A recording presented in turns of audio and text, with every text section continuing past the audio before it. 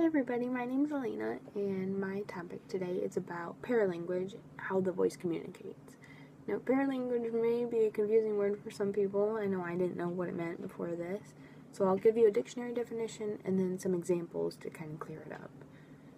The dictionary definition is vocal features that accompany speech and contribute to communication, but are not generally considered to be part of the language system, as vocal quality, loudness, and tempo, sometimes also including facial expressions and gestures.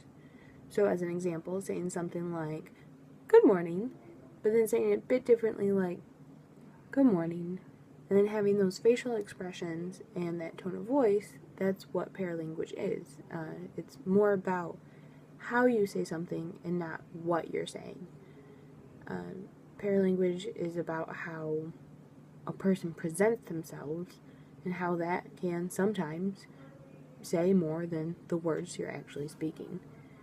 There's an article about paralanguage on WiseGeek, and the author explains how he uses it. You can gain people's trust by using paralanguage. Let's say you mimic somebody's body movements, like if they're crossing their arms and you cross your arms. It's more of a psychological take to it, but it's almost tricking somebody into trusting you because you're mimicking those body movements.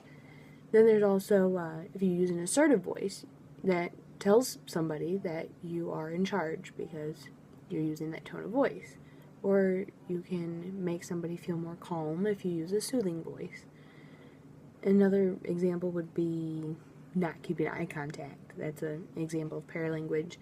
If you're not keeping contact with your eyes, then that could show that you're disinterested in what the person has to say.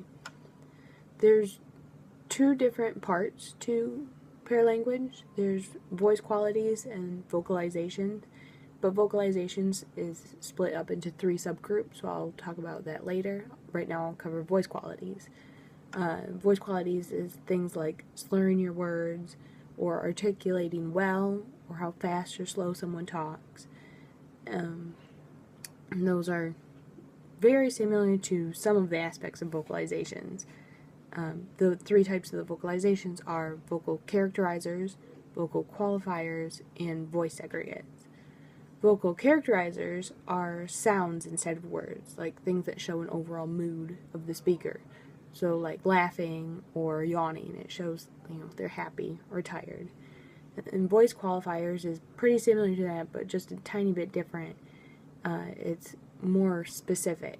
If someone is speaking quieter, you may think in that moment they are trying not to disturb someone. Or if they're speaking louder, you may think that they're excited about what they're talking about. So it's more specific to exactly what they're saying instead of an overall mood.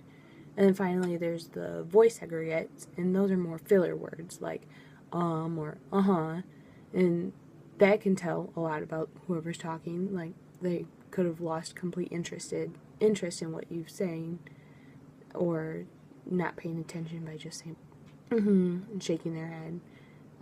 So that's pretty much paralanguage. It's just body language instead of what you're saying. Thank you all for watching.